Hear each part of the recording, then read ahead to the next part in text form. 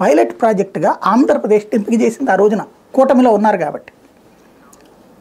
149 రూపాయలకే కనెక్షన్, ఇది with cable, నాటి ఫార్ములా అది. సరిగ్గా చేస్తే అంటే ప్రభుత్వాలు ఎలా నాశనం చేస్తాయి అనడానికి సాక్ష్యం అదే.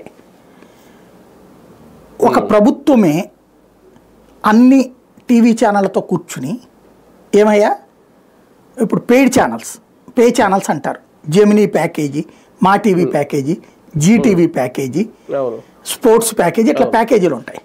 మేము ప్రభుత్వంగా అడుగుతున్నామయ్యా, ఎన్ని కనెక్షన్స్ ఉన్నాయో నీకు లెక్క చెప్తాం. ప్రతి కనెక్షన్కి నువ్వు ఒక్కొక్కళ్ళ దగ్గర 10 రూపాయలు వసూలు చేస్తున్నావు కదా, మా దగ్గర ప్రభుత్వం కాబట్టి 5 రూపాయలు వసూలు చేయి, నీ డబ్బులు టెన్షన్గా వచ్చేస్తుంది అంటే ఆ సదరు సంస్థలు హ్యాపీగా ఒప్పుకుంటాయి కదా. కానీ ఆ రోజున అట్ట చేశారా? చెయ్యలా. ఎందుకని? ఇక్కడ రాజకీయం మిళితమై ఉంది. ఏంటయ్యా అంటే ప్రభుత్వానికి అంత పెద్ద కమిట్మెంట్స్ ఏముండవు.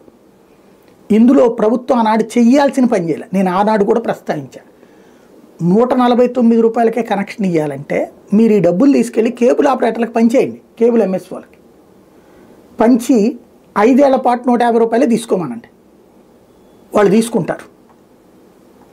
ఇంటర్నెట్కి అయ్యే డబ్బులు ప్రభుత్వం పెట్టినట్టు అవుతుంది ఒక 5 ఏళ్ల పాటు.